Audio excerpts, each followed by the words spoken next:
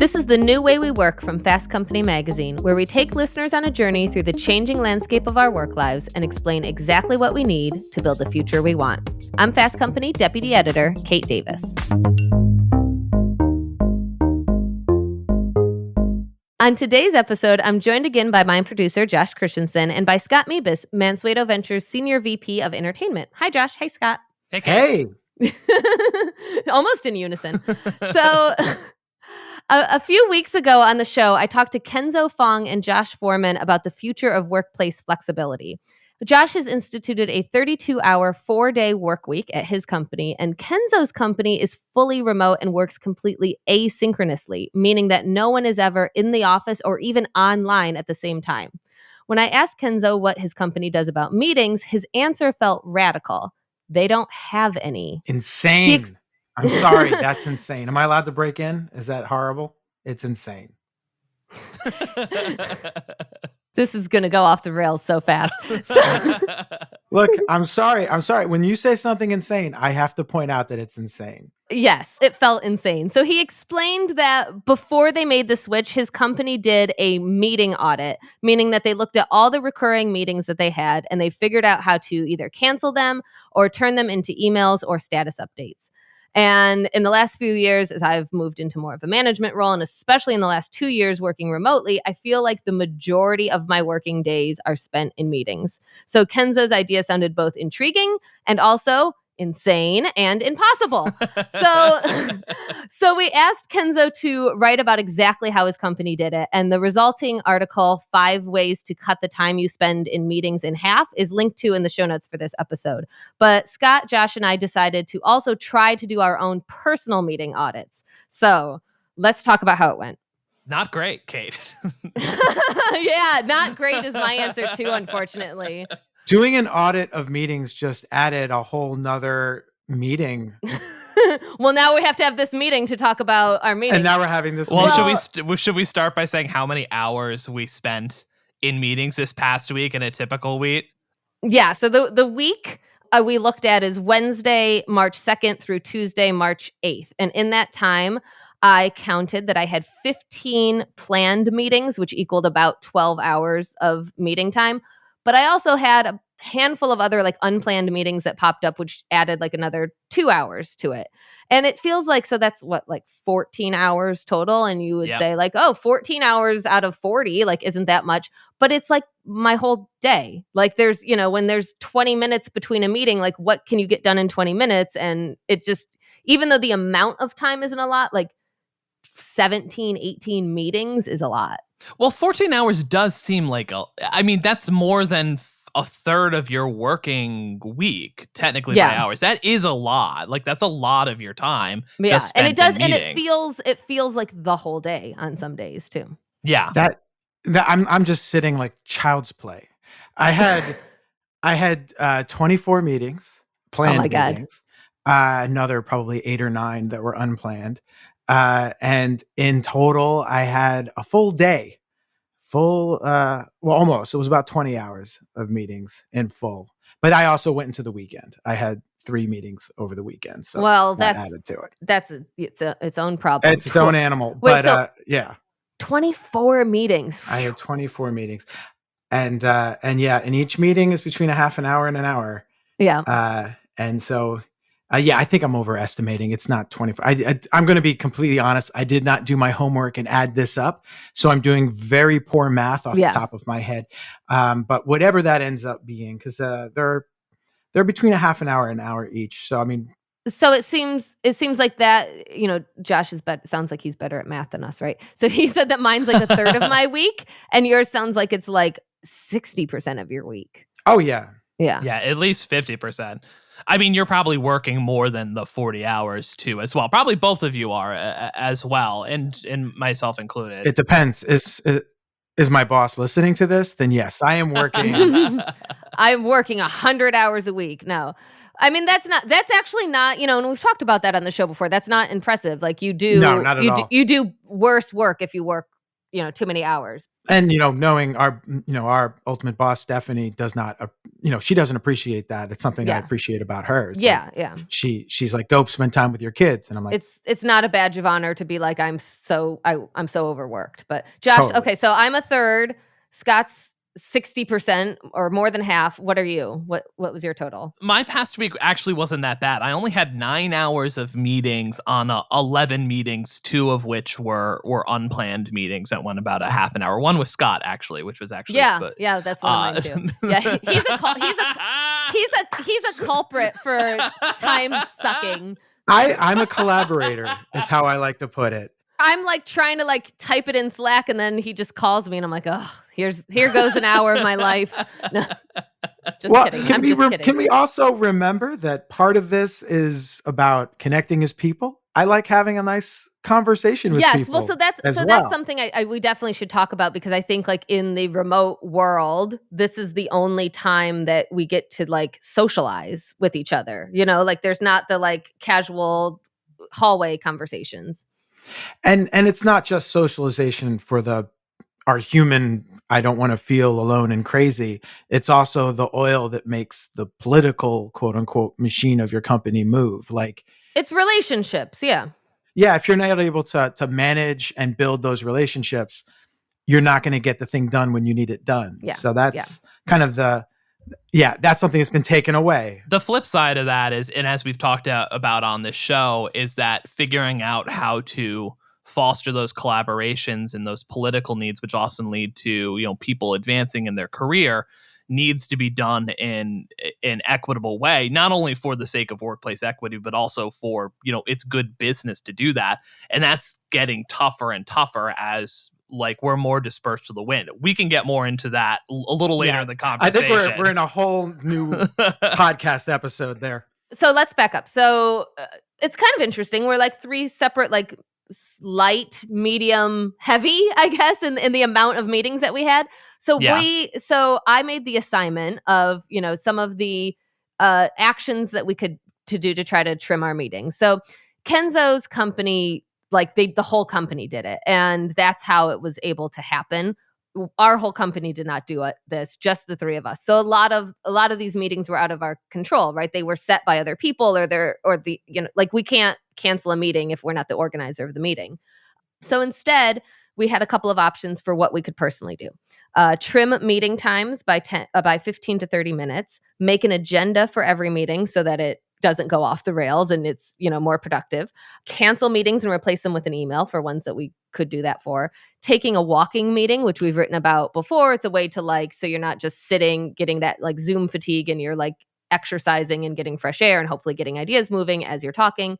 Or block off 1 meeting free day a week. So which activities did we try to do? Well, let's go the other way and say which ones did I fail utterly at. Making an agenda, I would say making an agenda is super important. And it's the only reason I wasn't able to go through with that really effectively is because out of 60% of my meetings, my week is meetings, I would say 80% of that are meetings I don't call. Mm-hmm. So you can't really set the agenda. Yeah. I can't set, a lot of them are with clients. And so I can't really control those agendas. And then as Josh saw in the meetings where I was supposed to, my agenda in the meetings I was supposed to make agendas for, I just didn't. So, I think if I had more time during my week to make agendas, then I'd make the agenda. So I need to... It's like the chicken and the egg. Like you spend so much time in the meeting that you don't have time to make an agenda for the meeting. And so then you have more meetings and they take longer and they go over and then, yeah. But I will say, and I've seen this happen with, so I'm in a lot of sort of quote unquote executive meetings where we're, kind of talking about the company in general. And I've been in this role for a while, and in previous administrations, we didn't always stick to that agenda, and we'd go over 15 minutes, half an hour, almost like clockwork. And now we have this strict agenda and we end early, and it really does matter. So even though I'm not making the agendas to help myself, I'm seeing what an agenda has been doing, an effective agenda that we stick to. But what I've seen make that work is that we're not trying to do everything in a meeting. Yeah. Like we're not trying to make every meeting do everything. And that I think is important, because if you have too few meetings, and this is maybe we talk about in a little bit, you start to try to do more with that meeting than you probably should because you don't have as many. I find it's almost like, I think of it almost like eating 3 big meals a day or eating a bunch of small meals a day. Which are you going to do to, control your weight? And small meals can often be more effective. Well, so I wonder, and I find that too, like when there is an agenda, you move through it, like if you get off course, like it guides you back to like, now we're going to talk about this thing. And then when you get to the last agenda item, it's the last agenda item. And then the meeting ends and it can't kind of like keep going over. What do you do though or what have you found that happens in those meetings that have agendas when there's tangents? Because there's so many tangents, and I know you are like the king. Which is to say, when you go off on a tangent, you're the king of tangents, and I'm a big tangent goer too. I know we're not a good pair. When we have a meeting, It is not a good pair. We need agendas for our meetings for sure. Yeah, that is 100%. When that happens, how does it? If whoever's leading the meeting, how do they bring it back to the agenda? Well, part of it is I do think the person running the meeting, not the person running the meeting, the most senior person in the meeting, because sometimes the people running the meeting don't actually have control over the meeting. It's really the person with the most power on the call or in the room that can control the tone of it. And I think if you are the most senior person in the meeting, it's up to you to show that you are not going to allow tangents to take over. Because it really is, we'll do it if we're allowed. Mm-hmm. And I allow it because, I am, sitting in my room by myself and I miss talking to people. And so I'll go off on a tangent and I enjoy that. And everyone else stares at me with hate in their eyes, but I don't care.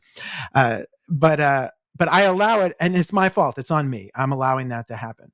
But like I'm seeing now in some of these meetings I'm in where I'm not the most powerful person in the room, they're not allowing tangents to happen, so they don't. And so I do think there is a lot of, if you're in charge, if you're in the person in the meeting who's most senior, you really do have control over the tone and time of that meeting just by what you allow to happen. I would challenge that a little bit in that I think it can be the person running the meeting who even isn't the most senior if they have the confidence to just kind of keep guiding the conversation back. I think you can guide a conversation if you're not the most senior person. You just have to have the confidence to do it. With tact. I think you need, it's a skill. It's not because we have all seen we've all seen people that have been good at that and seen people who are not good at that, who are just, can't rein it in. I think a way to do it is kind of the way we have, when we go off on tangents on this show where it's like, and we're going to talk about that later, or that's a topic for another time, or, and kind of like, let's get back. Like, I want to get back to these questions that we have written down to ask. I want to, and or the moments when we're recording voiceover of you, Kate, and you and I get off on a tangent that ends up just being for Nick, our editor. Yes, yeah, and then it's just like, enjoy that, Nick. But okay, so here, look, I'm bringing us back to our agenda. So Scott tried and failed at having an agenda for his meetings. Was there anything else you tried to do? Did you try to trim your meeting times or cancel any meetings? I unfortunately was not able to cancel any meetings. I did cancel a meeting today, right? We were supposed to have a meeting on Friday, and I canceled it. Actually, I've canceled a few this past week because you did cancel one on Tuesday as well. Okay. So you did succeed in that. So I think a lot of us have like reoccurring, like weekly check-ins or whatever. And it's good to question those sometimes. Like just because it's here and we meet every week, like I don't want to cancel it indefinitely, but maybe each week we can go, do we have anything to talk about this week? No, then let's cancel it instead of just like meeting for the sake of it's on the calendar every week. And I think one of the audits we really need to do at this point, it's not just typical meeting structure, it's post-pandemic meeting structure, because we all went nuts with meetings when the pandemic hit. It was like we're out of control, we don't know what anybody's doing, we're all remote, and we've only been slowly cutting those back. Because I remember pre-pandemic I would have a monthly check-in with like the larger sort of executive group. Now it's every week, and it doesn't need to be. And very slowly but surely weaning that back.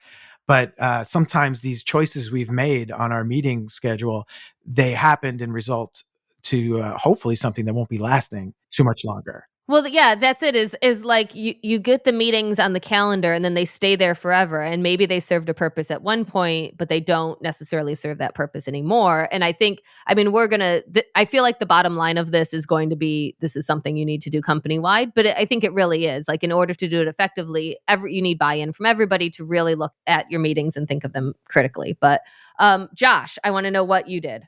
Yeah, so I took a meeting 3-day, which was last Tuesday, which I was actually successful at. Amazing. It's part of the reason why I think my hours were so low this week, because I think probably on a usual week, I'm between like 12 and 15 hours of meetings. It ebbs and flows a little bit just because my job is more collaboration focused. Yeah. So when we have heavy, like in the months leading up to, we just released 2 new I'm going to plug our podcast, a new season of World Changing Ideas.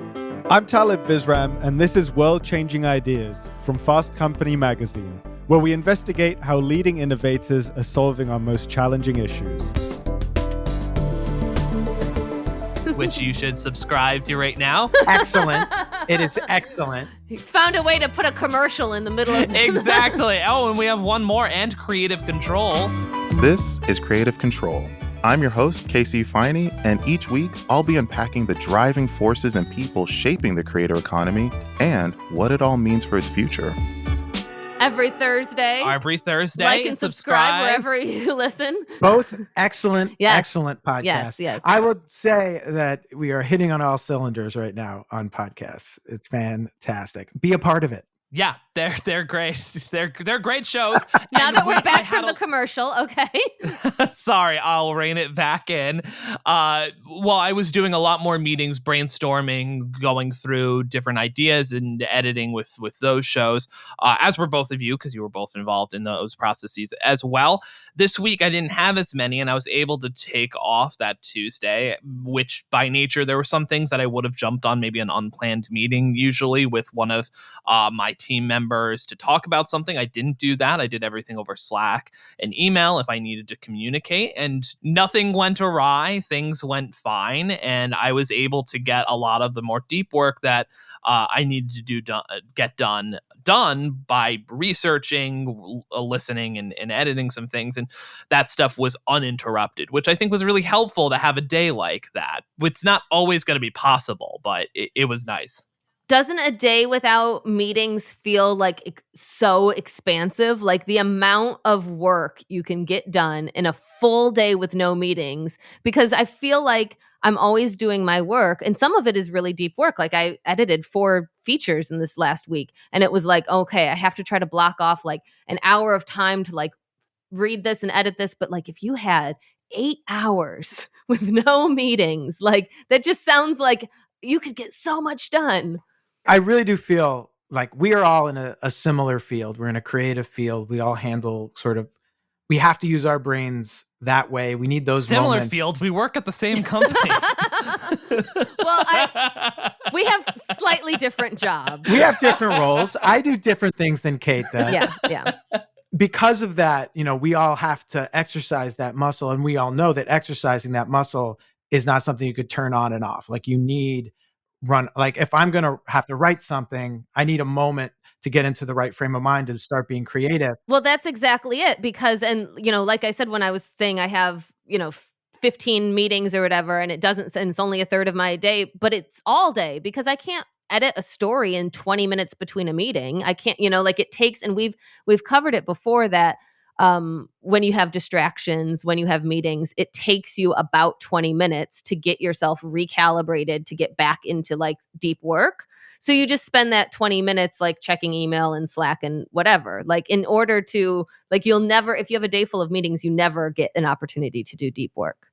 But I would say that not everyone needs to do that kind of deep work. Like their job depends on your require job. This is something, sorry to cut you off, but this is something I think Kate and I had kind of an off-recording conversation about. Kenzo, who we talked about at the beginning of the episode. His company is a tech company. The Rock is the company. They make a communication software. I would imagine relative to our industry in a more creative field, making podcasts and writing articles, where we're, especially our department, Scott, that you run entertainment, video, and podcasting.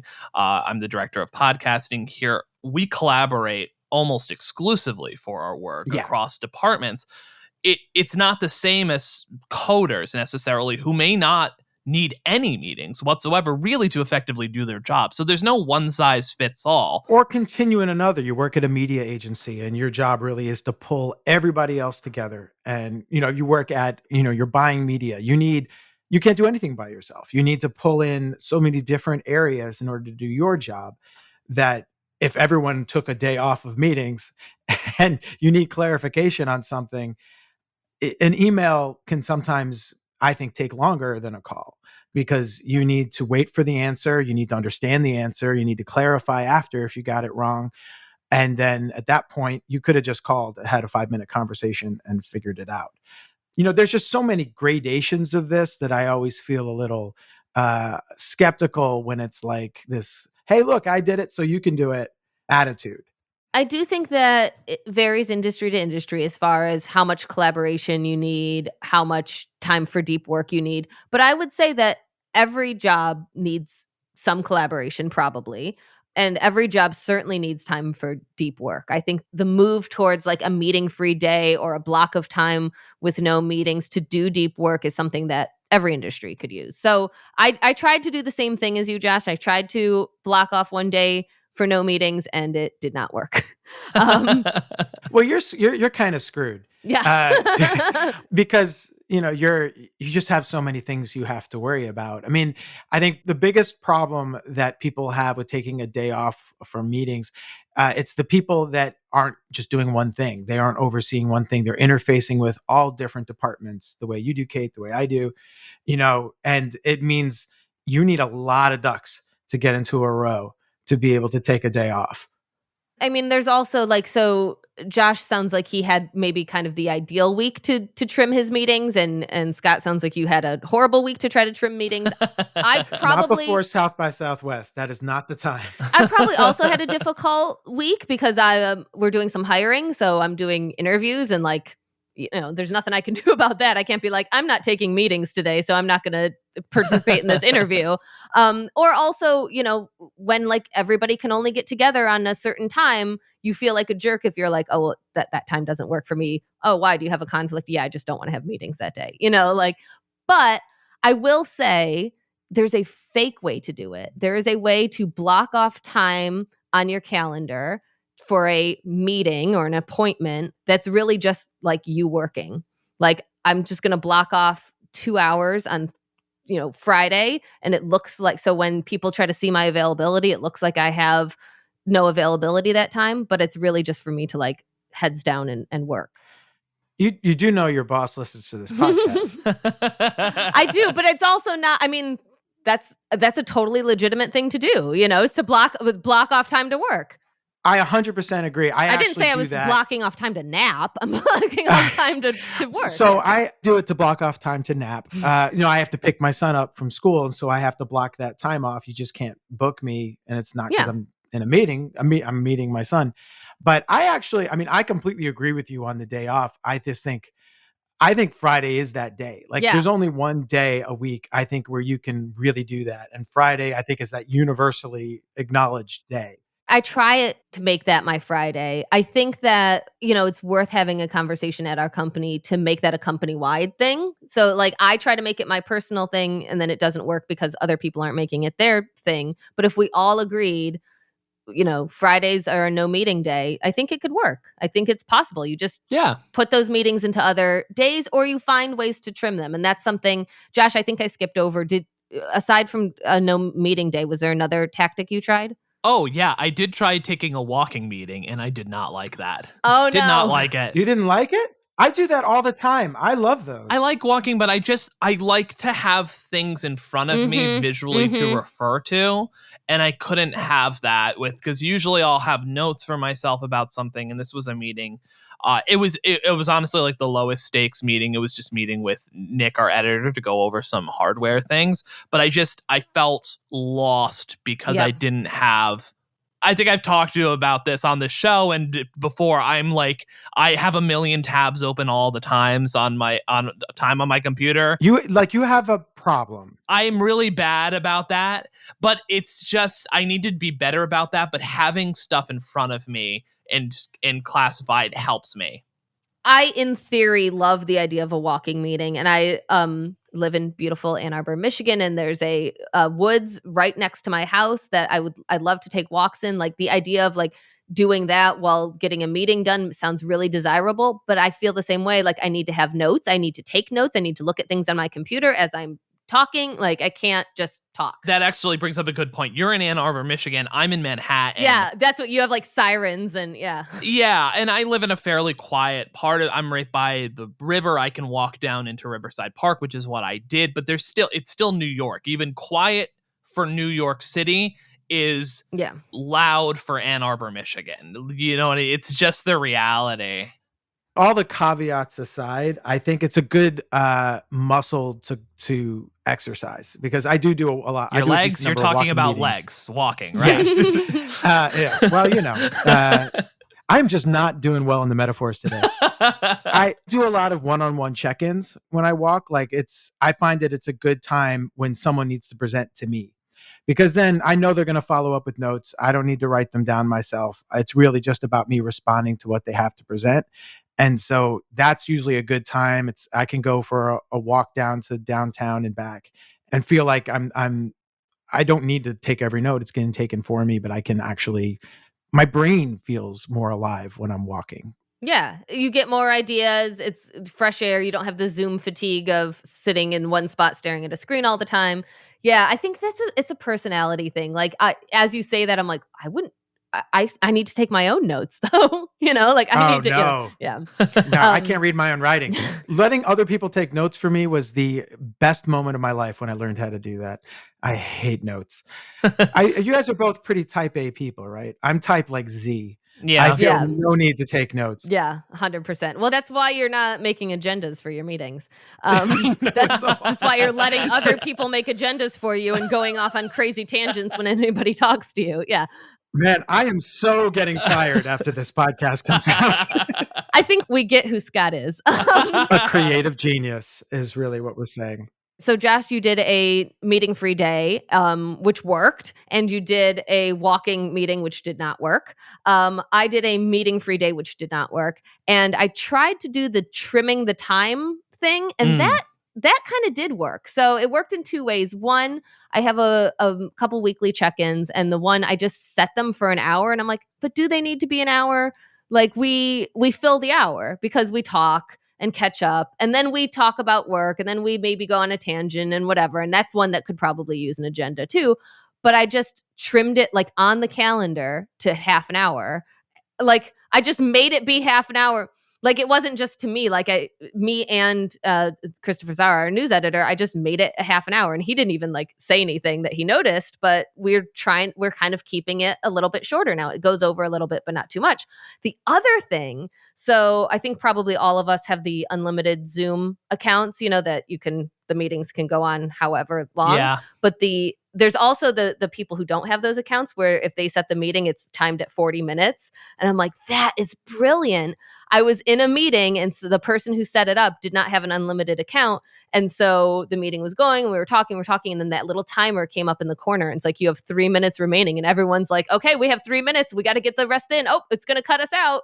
Like, I was like, ooh. Maybe use the not unlimited Zoom account and give yourself, make all of your hour meetings to 40 minutes because it has a timer and you're going to get cut out. But I hate that feeling when you see that number come up. That's like anxious. Yeah. Oh, it makes me feel awful. I will say though, that the thought process behind that actually makes a lot of sense. If you set a 45-minute meeting, then nobody is going to schedule the additional 15 minutes. So you're not going to lose people if you need to go over a little bit. But it does cut that 15 minutes off and most times you'll probably keep to it. I don't like that hard out. I don't think it's a good feeling. The timer ticking. Well, it also, you don't, if you run long on something else and there's something you really needed to hit and now you're rushing it through, it's just not an effective way to communicate if you feel like you got to spit it out in a minute.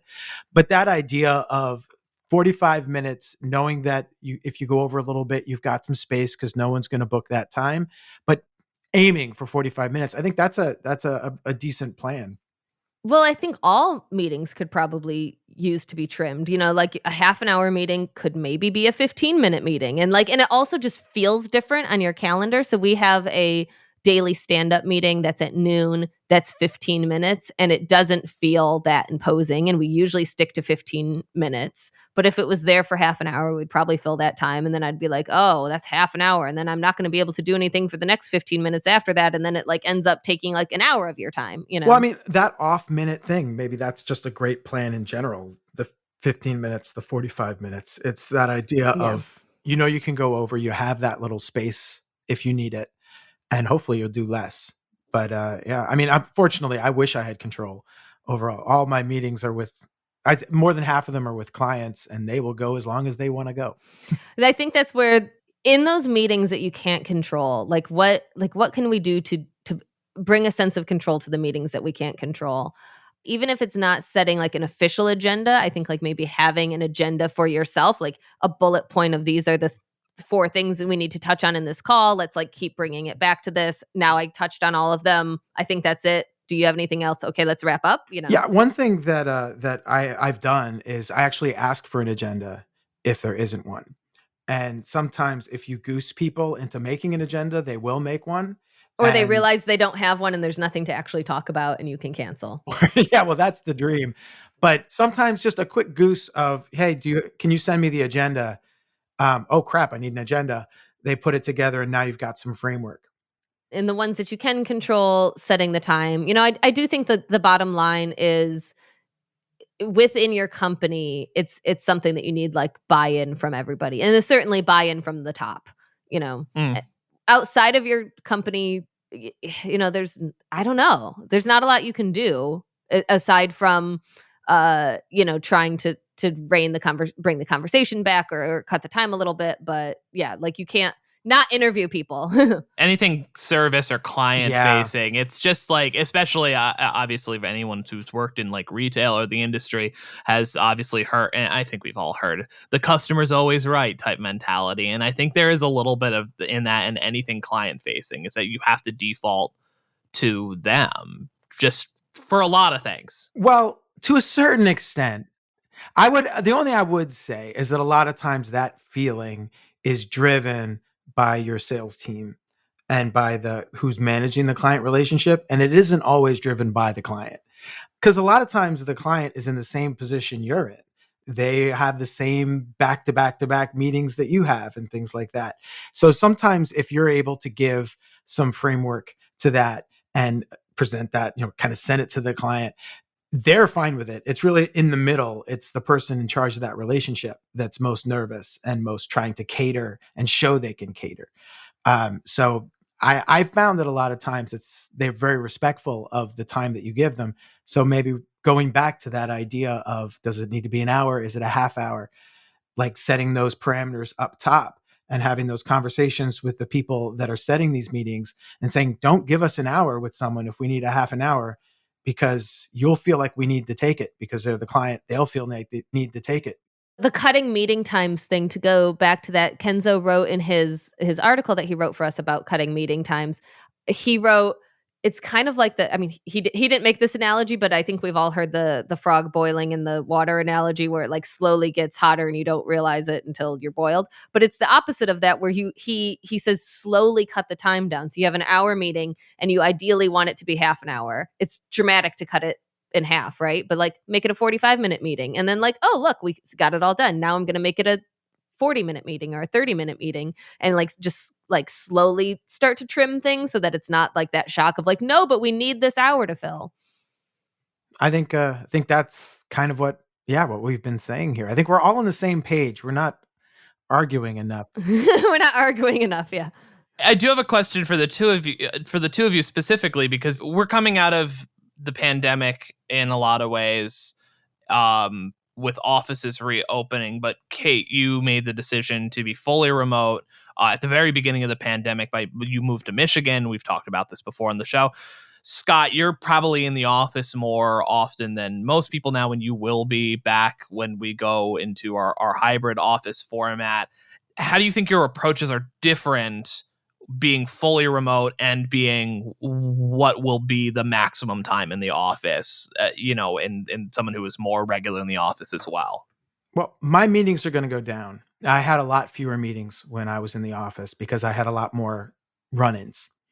I got a lot more done just by stopping by somebody's office. I could get essentially 5 separate things done and then not have to have an individual meeting about each. So I actually am hopeful that my meetings will go down, especially my internal ones. But I think the hard part for me is going to be that we're not going back to the way it was. We're going back where I'm going to have a meeting with Kate as well as a walk-in. And it's like, how do we combine those? And I don't know if we've really found a great way to do that yet. I think that's the big challenge in the hybrid office, which most offices are going to be. We're not at all unique that we are going to have the people who are in New York are going to be in the office a few days a week, but not 5 days a week, and that there's more people like myself who moved and are fully remote. I think that means that a lot of the old ways that we did things in the office are still not going to come back, even when some people are back in the office. We've talked about it at our company, and a lot of other companies are doing this. When we have a big meeting, if you have 3, 4, 5, 6, 10 people who are remote, sorry, but the people who are in the office are going to have to sit in front of their computer on Zoom still.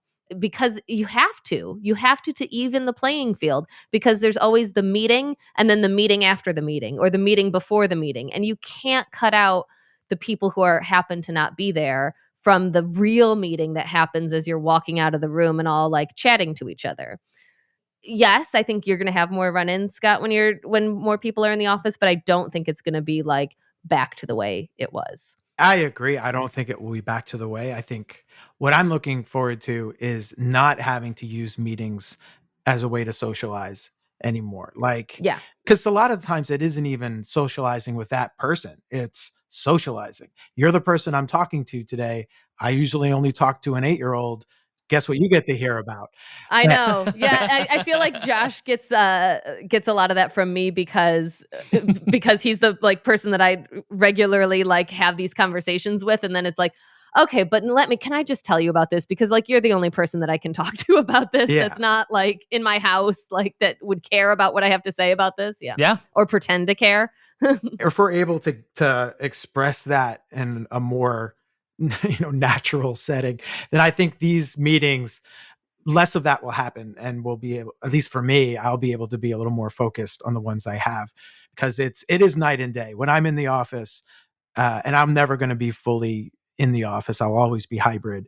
I mean, I have a 2-hour commute each way, but when I'm in the office, it's just a different feeling. That collaboration and community is important. Well, and you think about your in-office time more wisely. Like, there's not really a reason to take a 2-hour commute into the office and sit in front of your computer and work. Exactly. You're there for your relationships with your coworkers. You talk about like loving the drop by. A lot of people hate the drop by, or used to hate the drop by in the pre-pandemic world, because that was, and we wrote about it all the time, right? Like why people hate open offices, because it's so distracting and you can never get work done. And like, here you are sitting at your desk and then someone just drops by and asks you a question and then you have to try to like refocus again. So it's something that I think we're going to be viewing. You are so focused on productivity. It's almost like you have a podcast about it. I used to. Yes, I used to. But now it's the new way we work every Monday. Well, subscribe and like wherever. I can't plug this show. You could plug this show. The thing we just can't forget, ultimately, is that part of what makes you successful in not every job, but in a lot of your jobs, is how people perceive you. It's not just in your output. It's also in how you interact with them. It's in the relationships that you build like that. And so, yes, you don't want to be constantly dropping in on people and pissing them off. But at the same time, those are the moments that you have to essentially have a personal connection with somebody where they're like, I want to help you succeed. I want to be part of your, and that's what those drop-ins are building. Yeah, but which is why I think we need to have a better solve for that, because then we're going to start to, especially the people who are more likely to be remote, which then affects people obviously geographically, with a lot of places of, New York, LA and stuff like that, where a lot of business is centered. Also primary childcare, like people who, mothers mostly, or single parents or disabled folks, get disproportionately affected. Well, we wrote about it. It's the Zoom ceiling. They've coined the phrase, the Zoom ceiling, because it is like out of sight, out of mind, right? Like I feel fortunate in that I lived in New York City for 15 years. I worked at Fast Company for like 7 or 8 years in office before going remote. So I feel like I've built those relationships, like people know me. But if you're starting in a new company completely remote, hard. That's an uphill battle. That's a real uphill battle to career advancement and also just to success in your job. But that's, I feel like a totally tangential topic to our meeting. It's not completely, because I do feel that one of the next waves of what is a quote unquote meeting, there needs to be meetings, and I'm making air quotes, that accomplish that. Yeah. Because doing away with that doesn't help you. Like saying nobody gets it doesn't help you, because someone is always going to get that. I'm just going to give an unfair advantage to people who are in the office if you're like, nobody does it. And I think a lot of it falls on leaders within a company to make those personal connections and drive that for the sake. Yes, but I think it's incumbent upon everybody, because you're just not always, we're talking to everybody here. And I think it's incumbent upon, you're that new person. What's your version of the personality building meeting? Like of the relationship building meeting? Like, how do you structure that? Is it a check-in? Is it like the thing that we would be saying, hey, cut it out, it's meaningless? It's really meaningful in a different way. It may not help you be productive for that day, but it'll help you for your career, and it'll help you in the company make those kind of connections you need to make. I think that's it, is that it's right now we've been using our meetings to be everything, right? To be both our like social outlet and our work, getting our work done, and like everything else. And it's using meetings wisely for what they're supposed to be for, putting agendas on them, trimming the time, eliminating them if they're not needed, and then figuring out a different way to do relationship building and to be more intentional about that, whether you're in the office or not, and how you foster relationships and career advancement and those sorts of things. And it's setting up things that are intentional to do that, but using not defaulting to like, well, we'll just like go off on a tangent in every meeting and make it like eat up our calendars. But I do think like, we can, and we've written about this before too, you can like set aside some of the time for the meeting of like just talking. Yeah. Like the first 10 minutes of the meeting, like let's just like catch up as people. Okay, now let's start the meeting and go and like follow the agenda. Your job is, we won't want to say you're part of a family because that sounds trite, but you're a part of a larger relationship, interconnected relationships, and they always need to be tended to. So I feel like a couple common threads from all of our experiences with this are trimming meeting times. I think that's one thing that's like an actionable thing that you can do. It's great if you have buy-in. It's great if like the whole company agrees to it. But I think it's something that anybody listening can do to their own meetings, just trimming a little bit of time and like reclaiming a little bit of time back. The blocking off one day for no meetings, that does feel like something that could be really useful for a lot of companies, but does feel like something that you kind of need a buy-in from everybody, come from the top down. And then, I think it's just a matter of reevaluating our relationships with meetings and thinking critically about them. I don't think that, unfortunately, I don't think that Kenzo's approach to radical no meetings at all is going to work for a lot of companies. It might work for some, but I think you can pick and choose some things from that to just do a meeting audit yourself. It's useful to just see. I feel like I'm in meetings all the time, but I never actually looked at like and tallied up the number of meetings and the hours of meetings and thought about it, how it's a third of my day. Like just evaluating that and seeing where you can trim and how you can go about it can be a useful exercise, I think, for everyone. Josh and Scott, thank you so much for being here. It's always a fun, if not often going off on tangent conversation with both of you. My pleasure. I just want to say that we went over our meeting time for this recording.